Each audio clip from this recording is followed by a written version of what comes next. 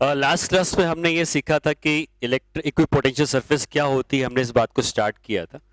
तो equipotential surface वो surface होती है जिसमें हर पॉइंट का पोटेंशियल इक्वल होता है। और मैंने आपको ये बताया था कि इलेक्ट्रिक फील्ड हमेशा किसी भी इक्विपोटेंशियल सरफेस को परपेंडिकुलरली स्ट्राइक करती है। फिर हम लोगों ने डिफरेंट टाइप की इक्विपोटेंशियल सरफेस पढ़ी थी। Spherical equipotential surface point charge के लिए, सिलेंड्रिकल इक्विपोटेंशियल सरफेस एक इनफाइनाइटली लॉन्ग वायर पे चार्ज डिस्ट्रीब्यूट हो तब, और प्लेन इक्विपोटेंशियल सरफेस जब चार्ज किसी एक शीट पर हो या एक कंडक्टिंग प्लेट पे हो। तो अगर यूनिफॉर्म इलेक्ट्रिक फील्ड मैंने वहां पे इंट्रोड्यूस करी थी और आपसे कहा था कि यूनिफॉर्म इलेक्ट्रिक फील्ड का मतलब होता है कि ऐसी इलेक्ट्रिक फील्ड जिसमें इलेक्ट्रिक फील्ड की लाइंस एक दूसरे के पैरेलल होती हैं, तो इसको हम यूनिफॉर्म इलेक्ट्रिक फील्ड कहते हैं। ठीक है। और यूनिफॉर्म इलेक्ट्रिक फील्ड कब आती थी? जब प्लेन इक्विपोटेंशियल सरफेस बनती थी। और इक्विपोटेंशियल सरफेस आप बता सकते हो कि इसके परपेंडिकुलर डायरेक्शन में जो भी प्लेन्स बन रहे होंगे, ये प्लेन्स बता रहे हैं कि ये इक्विपोटेंशियल सरफेस है, ये दूसरी इक्विपोटेंशियल सरफेस है। ठीक है। ऐसे प्लेन होगा, टू डायमेंशन में ये लाइन दिख रही है बट ये पूरा प्लेन होगा, और इस पूरी सरफेस का पोटेंशियल V1 होगा, इस पूरी सरफेस का पोटेंशियल V2 होगा, और इलेक्ट्रिक फील्ड हमेशा इसको परपेंडिकुलरली स्ट्राइक कर रही होगी। ठीक है। अगर यहां पे एक पॉइंट है A और यहां पे एक पॉइंट है B, और हमें इन दोनों के बीच के पोटेंशियल डिफरेंस को निकालना है, और मान लो ये डिस्टेंस जो इलेक्ट्रिक फील्ड है इसकी वैल्यू E के बराबर है, और ये जो दूरी है वो D के बराबर है।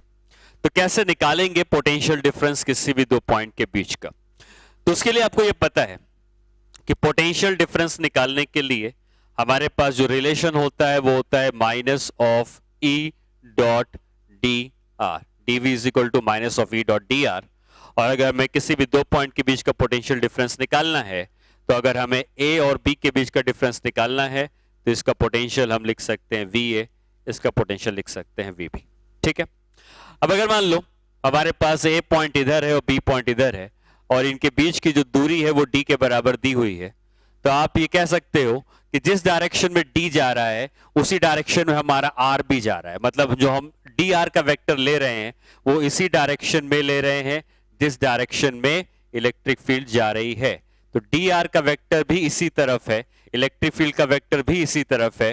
तो E डॉट डी आर जब करेंगे तो E डॉट डी आर, जबकि यहाँ पे VB माइनस VA आ जाएगा, और E डॉट डी आर जब करेंगे तो E डॉट डी आर में ये सिर्फ बचेगा E इंटू डी आर, क्योंकि थीटा की वैल्यू 0 है, इनके बीच का एंगल 0 है।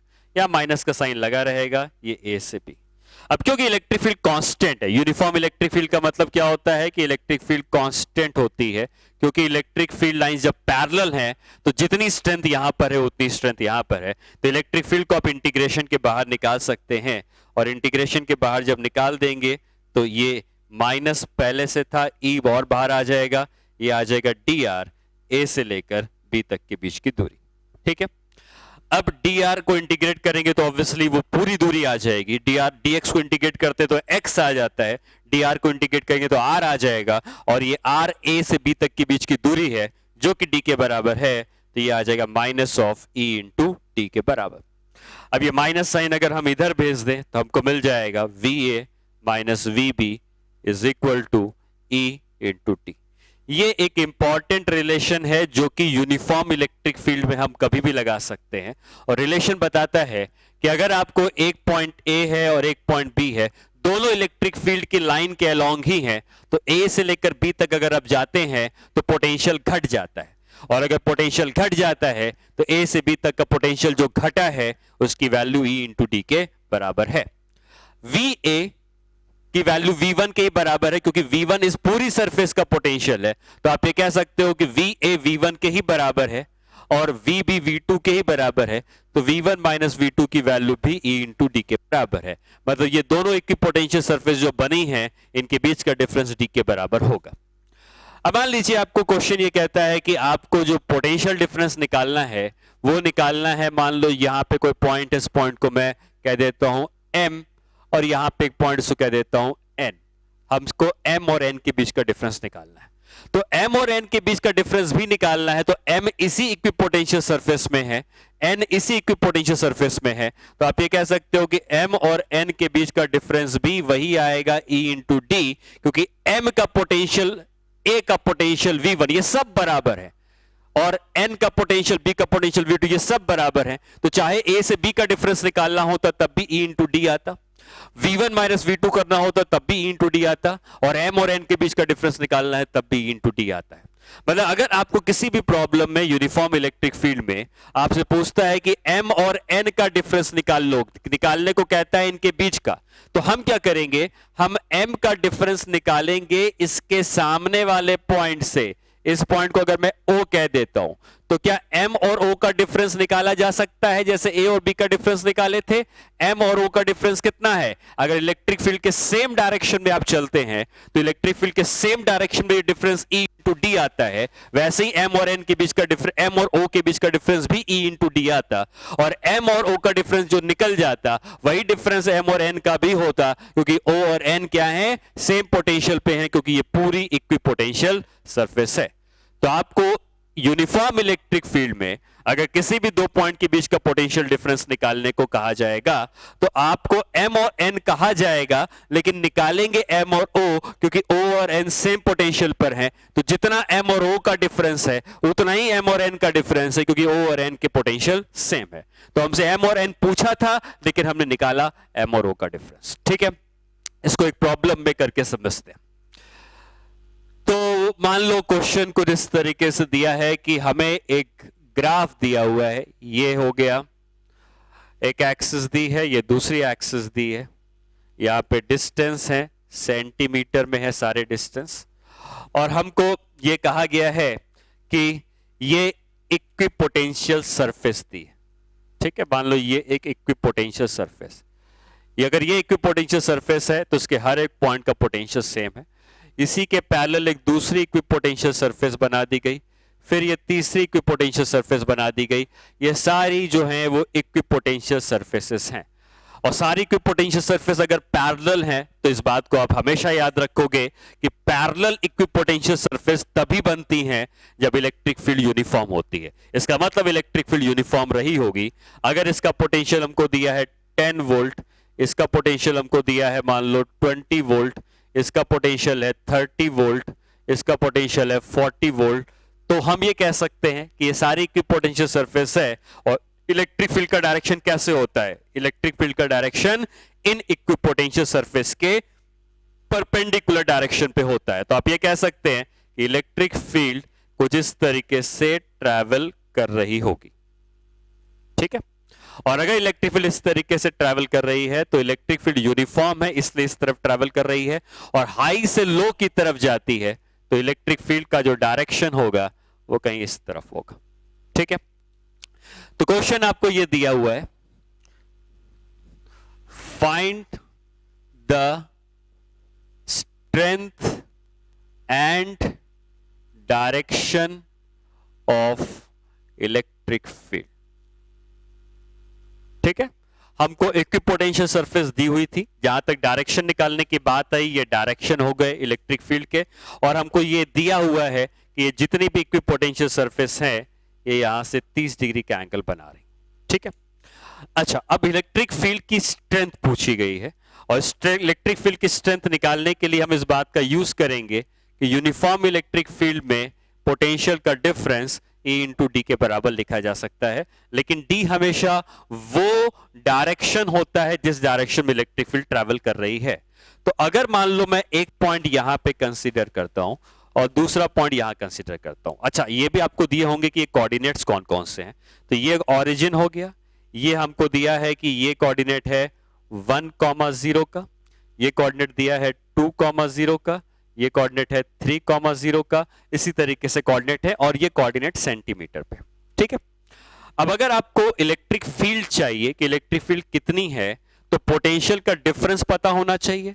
अगर मैं इस पॉइंट को नाम दूं ए का, इस पॉइंट को नाम दूं बी का, क्योंकि इलेक्ट्रिक फील्ड हमेशा हाई से लो की तरफ जाती है, तो ये हाई पोटेंशियल हो गया, ये लो पोटेंशियल हो गया, तो VA minus VB, VA minus VB electric field के डायरेक्शन में VA माइनस VB को क्या लिख सकते हैं? E जो इलेक्ट्रिक फील्ड थी इंटू डिस्टेंस D। तो potential difference VA minus VB को हम E इंटू डी लिख सकते हैं। VA पता है 20 वोल्ट, VB पता है 10 वोल्ट, D निकल जाएगा तो हमें आंसर आ जाएगा। और D कैसे निकलेगा? ये राइट एंगल ट्राइंगल दिख रहा है आपको, और इस राइट एंगल ट्राइंगल में हमको हाइपोटेनियस पता है, कितनी दूरी है ये 1 सेंटीमीटर की है, और हमको ये निकालना है। तो क्या इस राइट एंगल ट्राइंगल में हम ये कह सकते हैं कि हाइपोटेनियस है और ये 30 डिग्री के सामने वाला एंगल परपेंडिकुलर है, तो D को क्या लिख सकते हैं? D को लिख सकते हैं 1 sin 30, मतलब ये 0.5 सेंटीमीटर आ जाएगा। सेंटीमीटर इसलिए क्योंकि ये जो दूरियां दी हैं वो सेंटीमीटर में दी।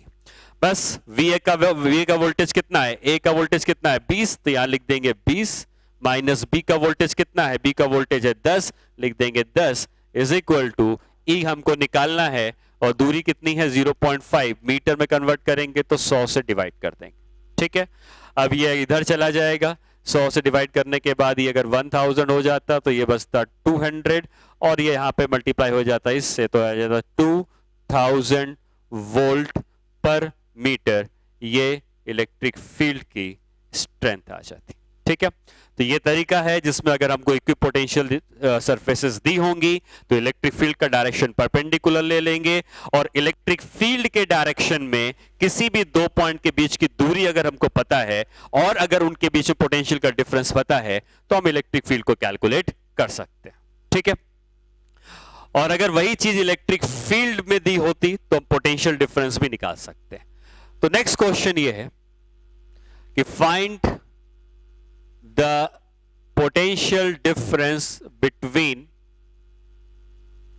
points A and B, और डायग्राम को इस तरीके से दिया है कि अगेन इसको हम y एक्सिस मानते हैं, इसको हम x एक्सिस मानते हैं, और इलेक्ट्रिक फील्ड का डायरेक्शन को इस तरीके से दिया हुआ है कि यहां पर इलेक्ट्रिक फील्ड इस तरीके से ट्रैवल करके जा रही। क्योंकि इलेक्ट्रिक फील्ड लाइंस एक दूसरे के पैरेलल हैं तो ये यूनिफॉर्म इलेक्ट्रिक फील्ड वाला केस हो गया, और जब भी इलेक्ट्रिक फील्ड यूनिफॉर्म होती है तो हमें पता है कि हम यूज कर सकते हैं किसी भी दो पॉइंट के बीच का difference VA minus VB is equal to E into D, और इलेक्ट्रिक फील्ड की वैल्यू दी है 100 वोल्ट पर मीटर। ठीक है, अच्छा, अब हमें यहां पे दो पॉइंट्स बताने हैं कि मैंने वो दो पॉइंट्स A और B कौन से लिए हैं, तभी हम उनके बीच का डिफरेंस निकाल सकते हैं। तो मान लो हमसे कहा गया कि जो A वाला पॉइंट है वो कहीं यहां पर है, ये पॉइंट A है, और यहां पे एक पॉइंट है, ये पॉइंट B है। इनके बीच का डिफरेंस निकालने को कहा गया। ठीक है, इनके बीच का डिफरेंस निकालने को कहा गया है, और ये दिया हुआ है कि ये जो दूरी है ये 4 सेंटीमीटर की है, ऐसा हमको दिया है। हमें A और B के बीच का डिफरेंस चाहिए। अगर आपको A और B के बीच का डिफरेंस चाहिए और ये एंगल हमको दिया है कि ये एंगल 30 डिग्री है, तो कैसे निकाला जाएगा? तो आपको ये समझना है कि इक्विपोटेंशियल सरफेस कैसे बनती है। इक्विपोटेंशियल सरफेस बनती है इलेक्ट्रिक फील्ड के पैरेलल। तो अगर इक्विपोटेंशियल सरफेस हम बना रहे हैं तो ये कुछ इक्विपोटेंशियल सरफेस मैंने बनाई, ऐसे आगे भी चलता जाएगा पैरेलल। ठीक है, और जब भी हम किसी भी दो पॉइंट के बीच का डिफरेंस निकालते हैं तो हम हमेशा, जैसे मुझे A और B का डिफरेंस निकालना है तो मैं A और B का नहीं निकालूंगा, जिस तरफ इलेक्ट्रिक फील्ड चल रही है उस तरफ चलेंगे हम, और उस तरफ अगर चलेंगे और ये दूरी अगर पता चल जाए D की है तो हम कह सकते हैं अगर ये पॉइंट A था और अगर ये पॉइंट C था तो क्या A और C का डिफरेंस E इंटू डी लिख सकते हैं, क्योंकि इलेक्ट्रिक फील्ड के डायरेक्शन में है, और जितना डिफरेंस A और C में है उतना ही डिफरेंस A और B में भी है, क्योंकि C और B सेम पोटेंशियल पर हैं। ये सारे पॉइंट सेम पोटेंशियल वाले होंगे। तो अगर ये V1 है, ये V2 है, ये V3 है, ये V4 है, तो ये सारे सेम पोटेंशियल पर हैं। तो जितना पोटेंशियल A का है ये पूरी लाइन का है, जितना पोटेंशियल B का है वो पूरी लाइन का है। तो अगर हमें A और B पूछा है, हम निकालेंगे A और C, क्योंकि इलेक्ट्रिक फील्ड के सेम डायरेक्शन में हम वो पॉइंट्स कंसीडर करते हैं,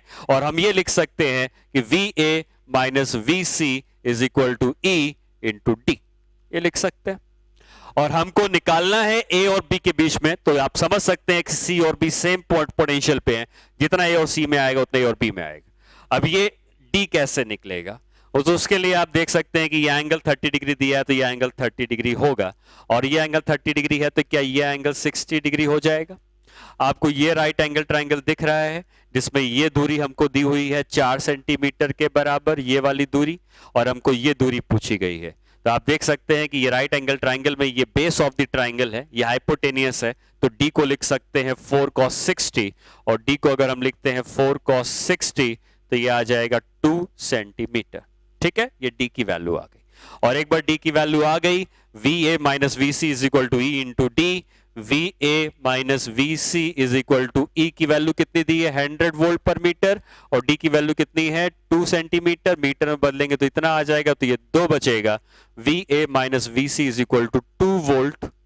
ठीक है, और क्योंकि C और B सेम पोटेंशियल वाली लाइन पर है तो आप कह सकते हो कि VA माइनस VB भी 2 वोल्ट के ही बराबर होगा। रीजन क्या है कि VB और VC सेम पोटेंशियल पर होंगे क्योंकि एक ही पोटेंशियल वाली लाइन पर है। तो हमने जो 2 प्रॉब्लम्स करी उसमें पहली प्रॉब्लम में हमको इक्विपोटेंशियल सरफेस दी हुई थी, इक्विपोटेंशियल सरफेस दी हुई थी, यहां पे देखते हैं इक्विपोटेंशियल सरफेस दी हुई थी और इलेक्ट्रिक फील्ड पूछी थी। तो इक्विपोटेंशियल सरफेस अगर ऐसी थी तो इलेक्ट्रिक फील्ड को परपेंडिकुलर बना दिया, 2 पॉइंट निकाले और VA माइनस VB को E इंटू डी लिखा। VA पता था 20 वोल्ट है, VB पता था 10 वोल्ट है, और इनकी वैल्यू लिख के D इनके बीच की दूरी हमने निकाली और D निकाल कर हमने इलेक्ट्रिक फील्ड निकाल ली। और दूसरी प्रॉब्लम ठीक इसकी अपोजिट थी जिसमें हमको इलेक्ट्रिक फील्ड दी थी तो हमने इक्विपोटेंशियल सरफेस बनाई, और हमने ये कहा कि अगर हमें A और B का डिफरेंस निकालना है तो हम A और B का डिफरेंस नहीं निकालेंगे बल्कि A और C का निकालेंगे, तो इलेक्ट्रिक फील्ड के डायरेक्शन में ही हम 2 पॉइंट के बीच का डिफरेंस निकालते हैं।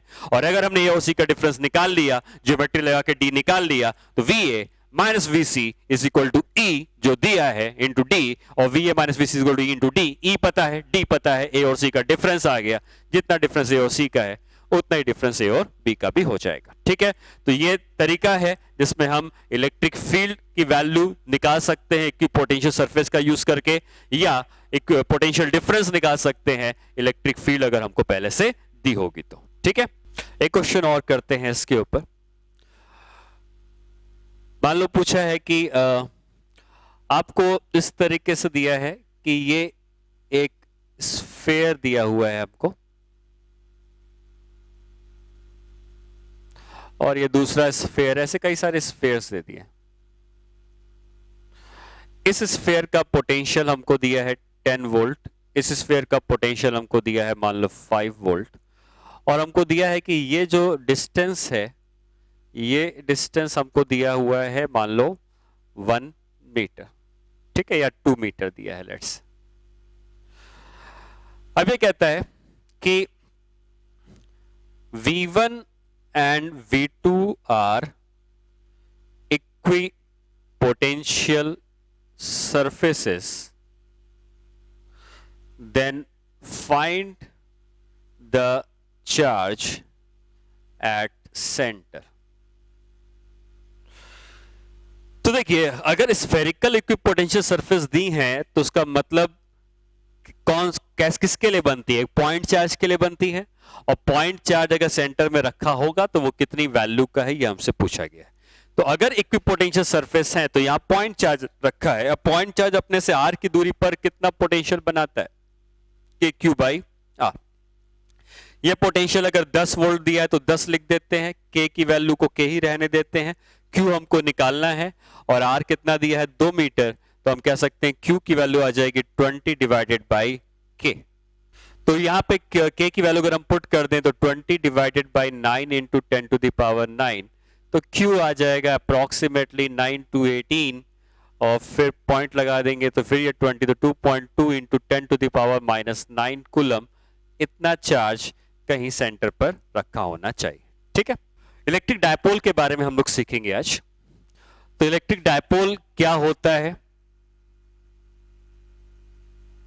तो बेसिकली इलेक्ट्रिक डायपोल को डिफाइन ऐसे किया जाता है कि अगर हमारे पास 2 इक्वल एंड अपोजिट चार्जेस हैं और वो एक बहुत ही छोटे डिस्टेंस से सेपरेटेड हैं, तो ये जो सिस्टम बनता है 2 इक्वल एंड अपोजिट चार्जेस का जो बहुत छोटे डिस्टेंस से सेपरेटेड होते हैं, उसको हम लोग इलेक्ट्रिक डायपोल का नाम देते हैं। ठीक है, जैसे मान लो कि हमारे पास एक चार्ज है Q का और एक चार्ज है माइनस क्यू का।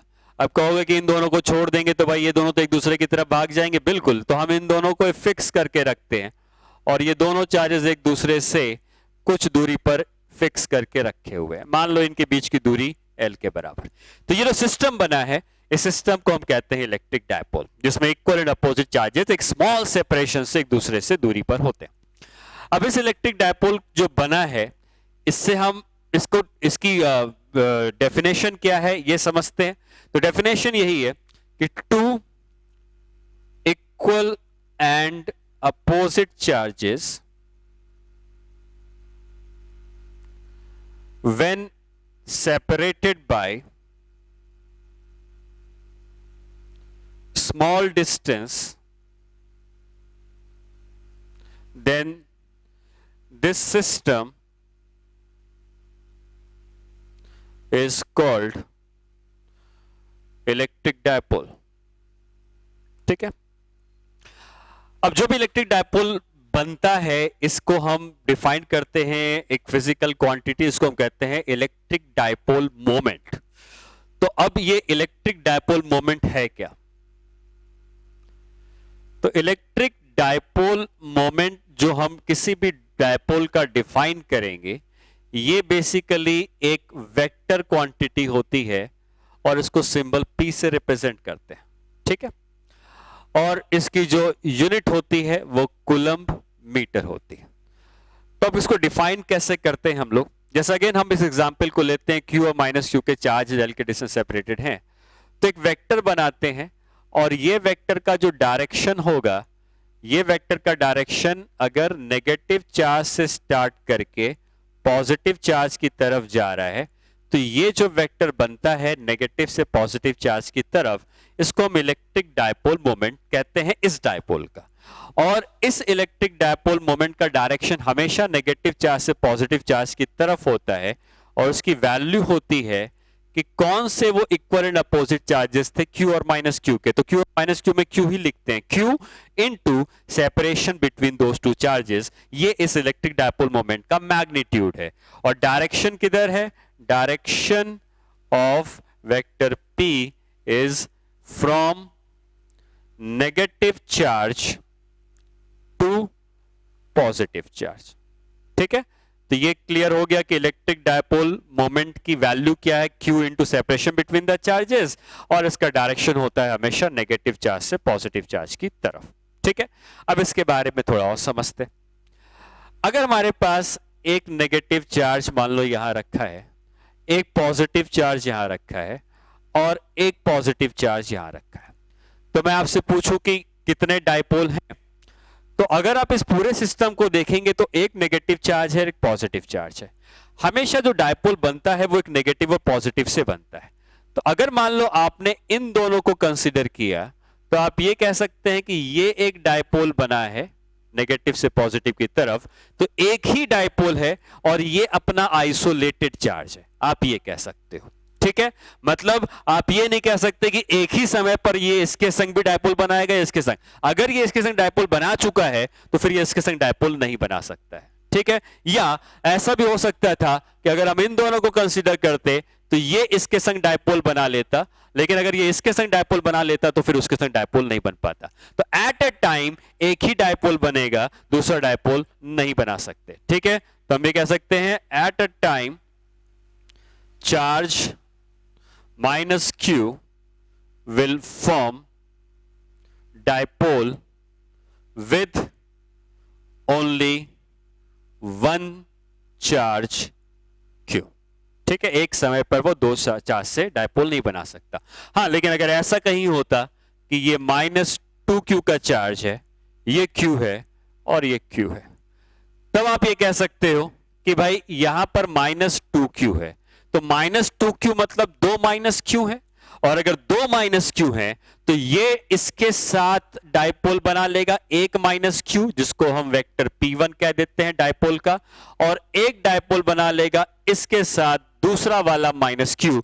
तो -Q से एक डायपोल इधर बन गया, -Q से दूसरा डायपोल इधर बन गया। अब आप कह सकते हो कि यहां पे दोनों डायपोल एक साथ एग्जिस्ट करेंगे, और अगर इस सिस्टम का अगर हमें पता करना पड़ता कि नेट डायपोल मोमेंट कितना है, तो आप इन दोनों ही डायपोल्स के वेक्टर को ऐड कर देते तो हमको इस सिस्टम का नेट डायपोल मोमेंट पता चल जाता। ठीक है, तो अगर माइनस क्यू होता और प्लस क्यू होता तो एक ही डायपोल बनता है एक समय पे, लेकिन माइनस 2q है तो एक ही साथ दो डायपोल को बना सकता है। डायपोल मोमेंट एक वेक्टर क्वांटिटी है और किसी भी वेक्टर को हम चाहेंगे तो आगे चल के रिजॉल्व भी कर सकते हैं। अब इस डायपोल मोमेंट से हम लोग क्या निकालते हैं, तो बेसिकली हम इस डायपोल से इलेक्ट्रिक फील्ड निकालते हैं और वो इलेक्ट्रिक फील्ड जो हम निकालेंगे उसमें दो जनरल पोजीशंस होती हैं, axial position and equatorial position, और फिर एक कोई भी रैंडम पोजीशन भी हो सकती है जहां पर हम उसकी वजह से इलेक्ट्रिक फील्ड और इलेक्ट्रिक पोटेंशियल निकालेंगे। तो पहले हम लोग इलेक्ट्रिक फील्ड निकालते हैं। तो electric field due to dipole at axial position. तो पहले तो आप ये समझें कि एक्सियल पोजीशन का मतलब क्या होता है। तो अगर हमारे पास यहां पर एक चार्ज माइनस क्यू का है और इसे कुछ दूरी पर एक दूसरा चार्ज रख देते हैं प्लस क्यू का, तो ये सिस्टम एक डायपोल को बना रहा है। और इस डायपोल के लिए अगर मैं इस लाइन को लेफ्ट की तरफ भी इधर प्रोड्यूस कर दूं और राइट की तरफ भी इधर प्रोड्यूस कर दूं, तो ये इस डायपोल की एक्सिस हो गई।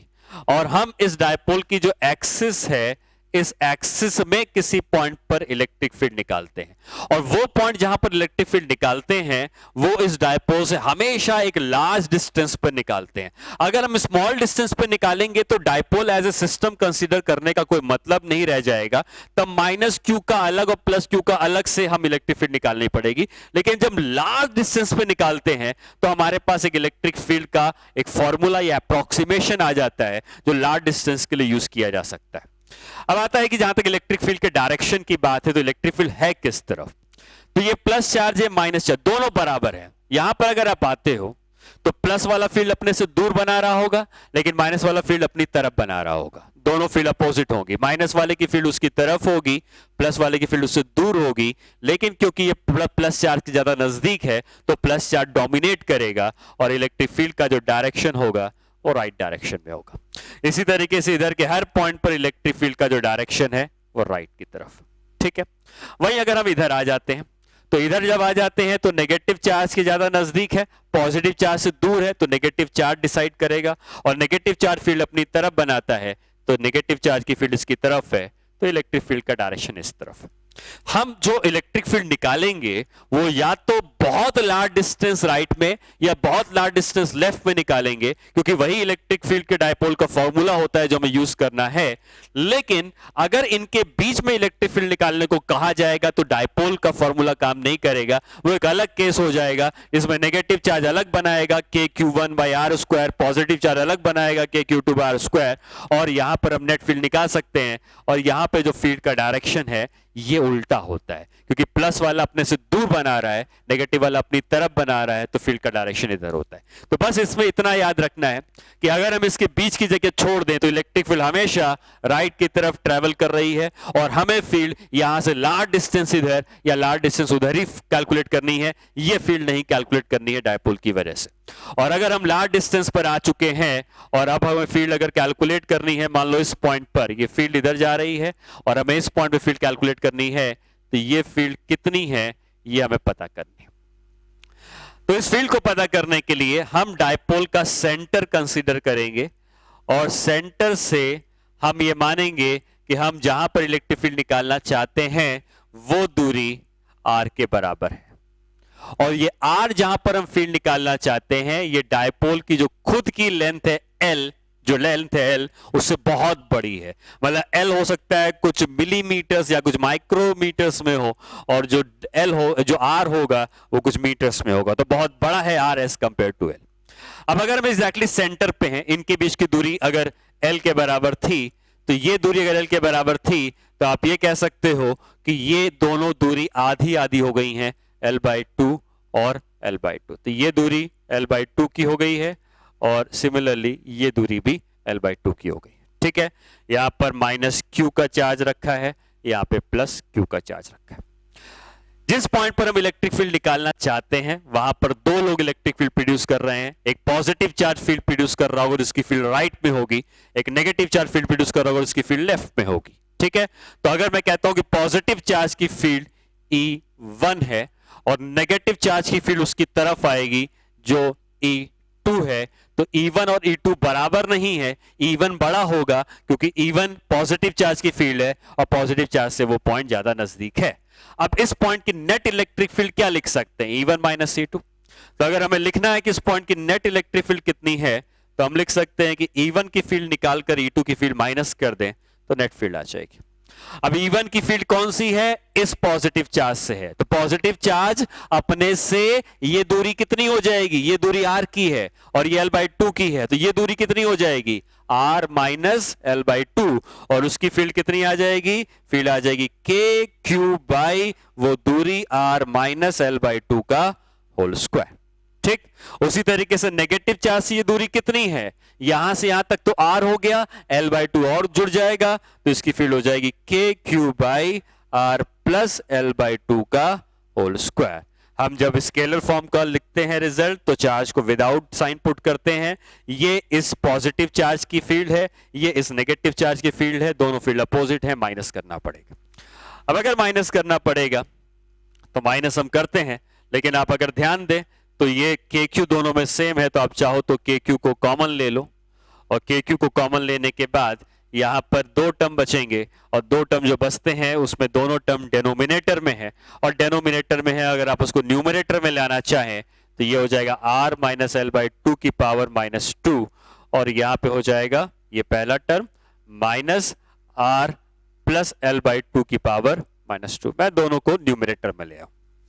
अब आगे हम लोग क्या करने वाले हैं? आगे हम लोग यहां से r को कॉमन ले लेंगे और जब r को कॉमन ले लेंगे तो r -2 की पावर के साथ है, तो r -2 की पावर के साथ है मतलब नीचे r स्क्वायर आ जाएगा और यहां से भी r को कॉमन ले लेंगे तो r -2 की पावर के साथ है, तो यहां से भी r स्क्वायर कॉमन आ जाएगा, तो दोनों के साथ r स्क्वायर कॉमन बाहर आ चुका है।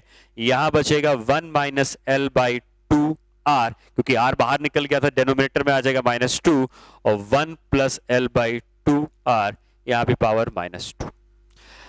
आगे की कैलकुलेशन करने के लिए हमें बाइनोमियल अप्रोक्सीमेशन लगाना होगा और बाइनोमियल अप्रोक्सीमेशन होता क्या है मैं यहां पे शॉर्ट में आपको बता देता हूं।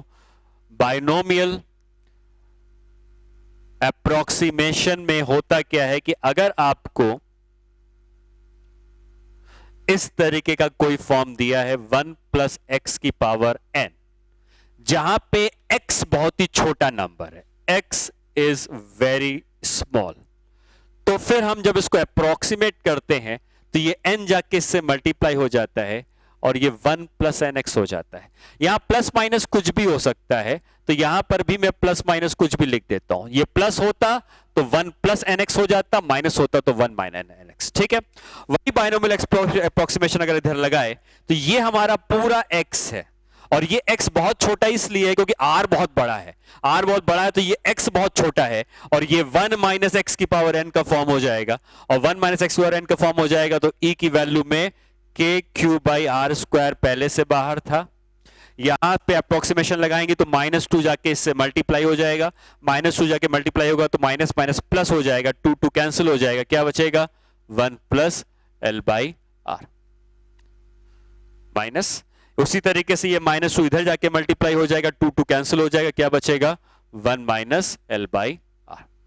ये माइनस साइन जब अंदर जाएगा तो 1 और 1 कैंसिल हो जाएंगे, एल बाई आर जुड़ जाएगा और ये हो जाएगा k into Q into 2l by R cube, क्योंकि एक आर आके आर स्क्वायर से आर क्यूब हो जाएगा। ठीक है, अच्छा अब अगर q और माइनस q के चार्ज अगर l डिस्टेंस से सेपरेटेड होते हैं तो डायपोल मोमेंट को क्या लिखते हैं q इंटू एल। ये q है ये l है, इसको हम p लिख सकते हैं और इलेक्ट्रिक फील्ड की वैल्यू आ जाएगी 2 kp बाई आर क्यूब।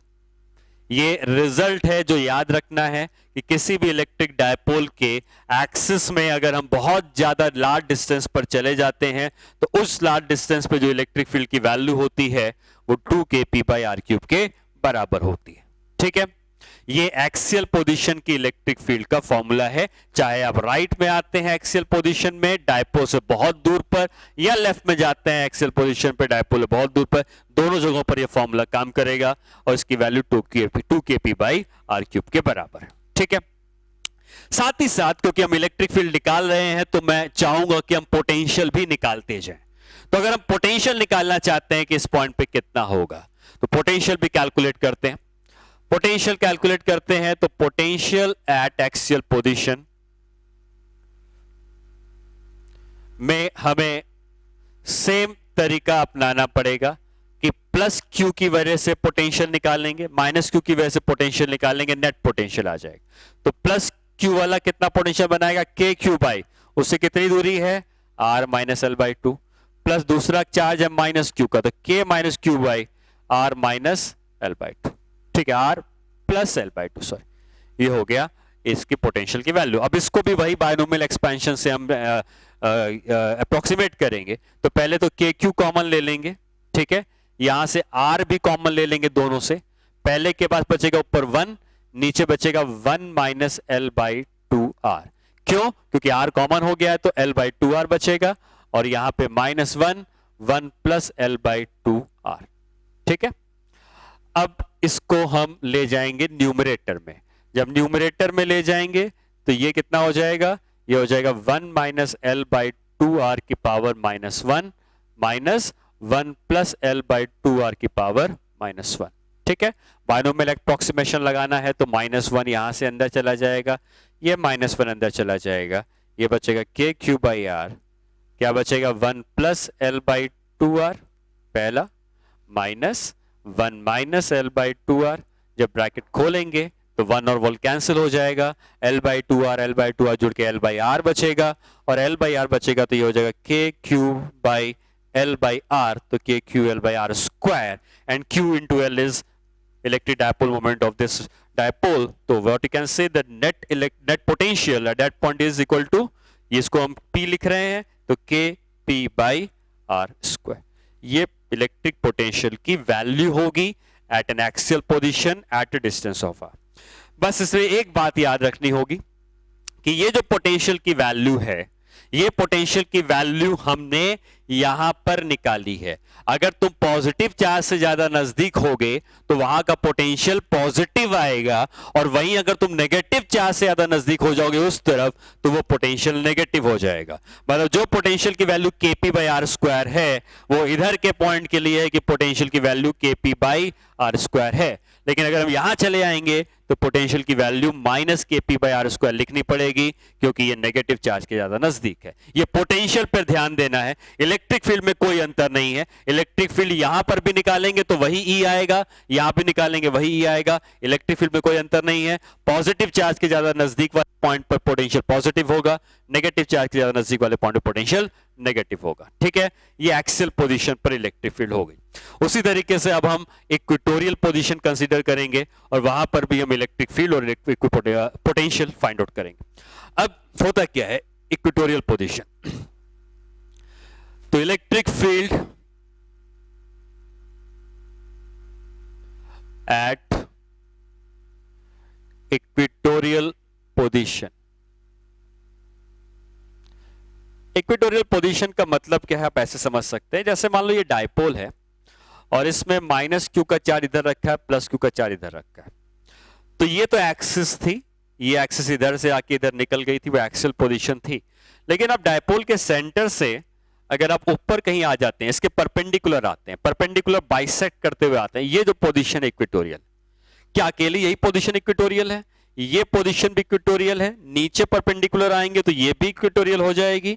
अगर आप इधर जाएंगे तो ये भी इक्वेटोरियल हो जाएगी, इधर आएंगे तो ये भी इक्वेटोरियल हो जाएगी। तो आप कह सकते हैं कि यहां से आप परपेंडिकुलर किसी भी तरफ जा सकते हैं, और जो भी परपेंडिकुलर जा रहे हैं ये सारी पोजीशन इक्वेटोरियल पोजीशन होगी। ठीक है, तो इक्वेटोरियल पोजीशन पे इलेक्ट्रिक फील्ड अगर निकालनी है तो ये माइनस क्यू यहां पर है, प्लस क्यू यहां पर है, और हमें यहां पर कहीं इलेक्ट्रिक फील्ड निकालनी है जिसको हम लोग इक्वेटोरियल पोजीशन कह रहे हैं। ये पोजीशन इक्वेटोरियल पोजीशन। ठीक है, अब अगर ये दूरी l/2 की है, ये दूरी l/2 की है, दूरी r है, तो again r is much much greater than l, जो हम कंडीशन एज्यूम करते हैं। और यहां पे जब इलेक्ट्रिक फील्ड निकालनी है तो आप पहले समझें कि इलेक्ट्रिक फील्ड किस तरफ आएगी। ये -q वाला चार्ज क्या फील्ड अपनी तरफ बना रहा होगा, और अगर -q वाला चार्ज फील्ड अपनी तरफ बना रहा होगा तो इसकी फील्ड का डायरेक्शन कहीं इस तरफ आ जाए। ठीक है, उसी तरीके से ये +q वाला चार्ज जो है, पॉजिटिव चार्ज ऑब्वियसली फील्ड अपने से दूर बनाता है, तो ये +q वाले चार्ज की जो फील्ड आएगी ये अपने से दूर कहीं इस तरफ आ जाएगी। ये दोनों फील्ड होंगी बराबर, क्योंकि जितनी फील्ड नेगेटिव वाला बनाएगा, सेम दूरी ये भी है, सेम दूरी ये भी है, तो जितनी फील्ड नेगेटिव वाला बनाएगा इस तरफ, उतनी फील्ड पॉजिटिव वाला बनाएगा इस तरफ। अब अगर आप खुद सोचें तो क्या इन दोनों फील्ड का रिजल्ट कहीं हॉरिजॉन्टल आना चाहिए, क्योंकि एग्जैक्टली बीच में आना चाहिए। इसका मतलब जो नेट फील्ड आने वाली है इसका डायरेक्शन हॉरिजॉन्टल होता है और कहीं यहां पर नेट फील्ड ट्रैवल कर रही होती है।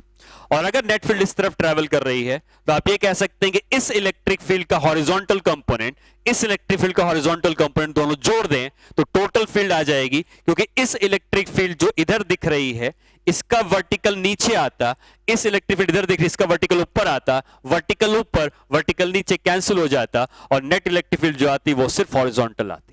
मतलब हम इसकी इलेक्ट्रिक फील्ड को हॉरिजॉन्टल निकालेंगे, इसकी फील्ड को हॉरिजॉन्टल निकालेंगे, दोनों को जोड़ देंगे, नेट फील्ड आ जाएगी। और अगर ऐसा है तो ये फील्ड अगर E थी, ये फील्ड अगर E थी, ये एंगल अगर थीटा का है, ये एंगल थीटा का है, तो हम कह सकते हैं जो नेट फील्ड आएगी यहां पर वो 2E cos थीटा की हो जानी चाहिए, और हमें यही 2E cos थीटा निकालना है। अब अगर देखा जाए तो ये -q का चार्ज जो -q यहां रखा है या +q यहां रखा है, ये r है, ये l/2 है, तो ये दूरी हम लिख सकते हैं, ये दूरी होगी r² + l²/4 पाइथागोरस थ्योरम लगा के।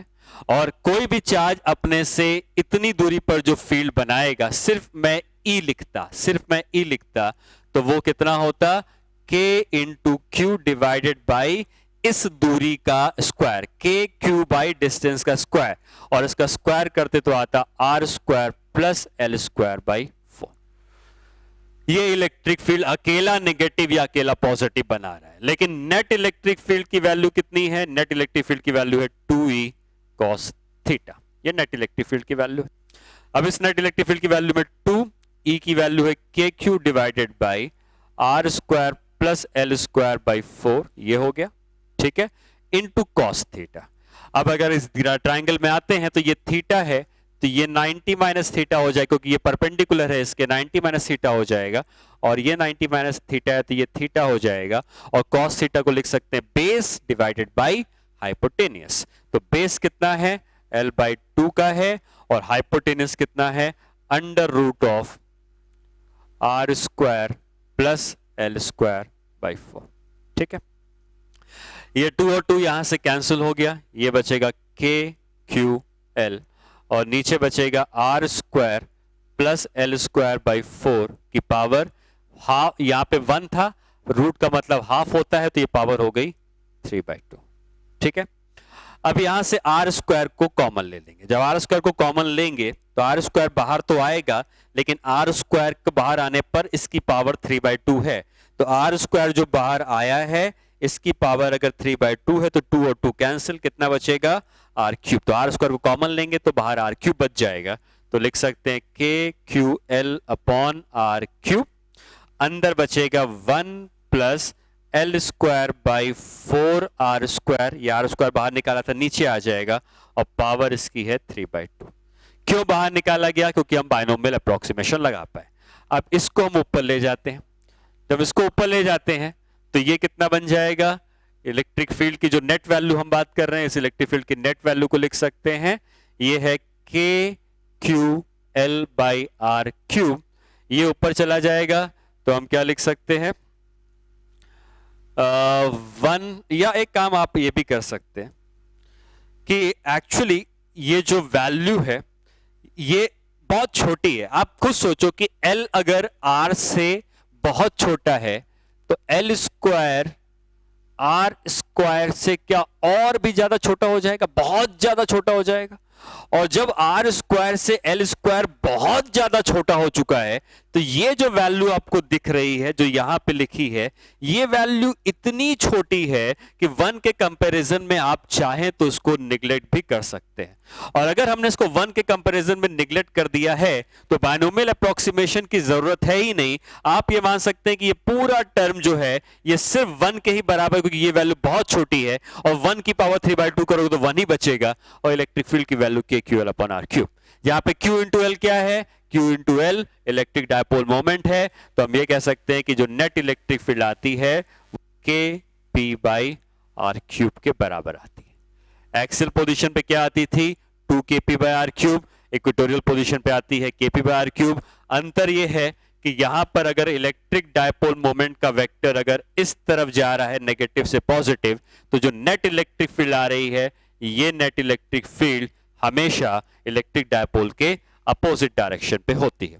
तो अगर हमारे पास माइनस क्यू और प्लस क्यू का चार्ज है, और अगर आप इक्वेटोरियल पोजीशन पर आते हैं, इक्वेटोरियल पोजीशन है, तो यहां पर इलेक्ट्रिक फील्ड का जो डायरेक्शन होता है ये इस डायपोल के डायरेक्शन के अपोजिट होता है। ये भी इक्वेटोरियल पोजीशन है, यहां पर भी इलेक्ट्रिक फील्ड का डायरेक्शन जो होगा ये डायपोल के डायरेक्शन के अपोजिट होगा। तो डायपोल अगर राइट की तरफ है, इलेक्ट्रिक फील्ड लेफ्ट की तरफ है, और at a distance of R अगर हम जाते हैं, इलेक्ट्रिक फील्ड की value KP by R cube के बराबर होती है। ठीक है। और पोटेंशियल अगर हम निकालना चाहते हैं, पोटेंशियल एट इक्वेटोरियल पोजीशन,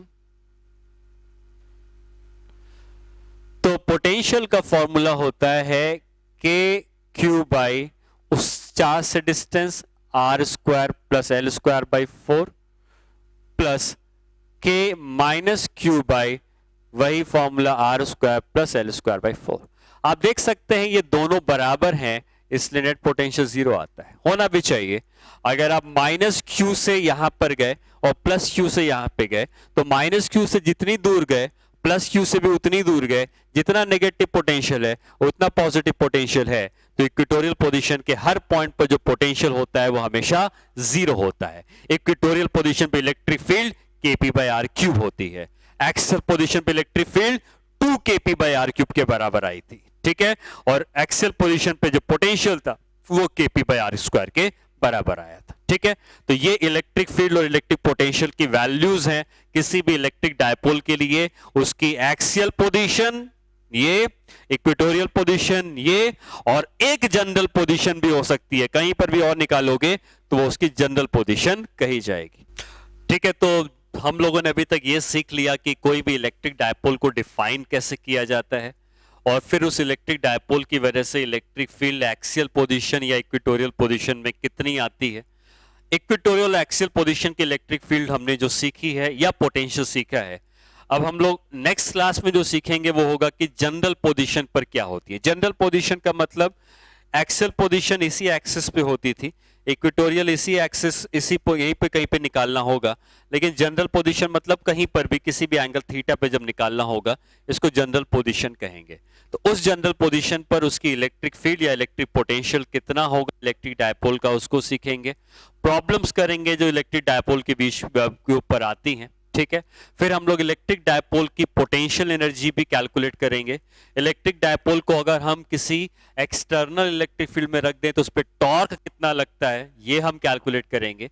कोई भी दो डायपोल जो एक दूसरे से कुछ दूरी पर होंगे तो वो दोनों एक दूसरे पर कितने फोर्स लगाते हैं इसको भी हम समझेंगे। तो ये सारी चीजें जब हम करेंगे तो हमारा इलेक्ट्रिक डायपोल खत्म होगा, और फिर इलेक्ट्रिक डायपोल के बाद जो नेक्स्ट पार्ट आएगा वो होगा गॉस लॉ। ठीक है। तो नेक्स्ट क्लास में हम लोग इलेक्ट्रिक डायपोल को कंटिन्यू करेंगे और उसमें हम इसके आगे के पार्ट को सीखेंगे। ठीक है।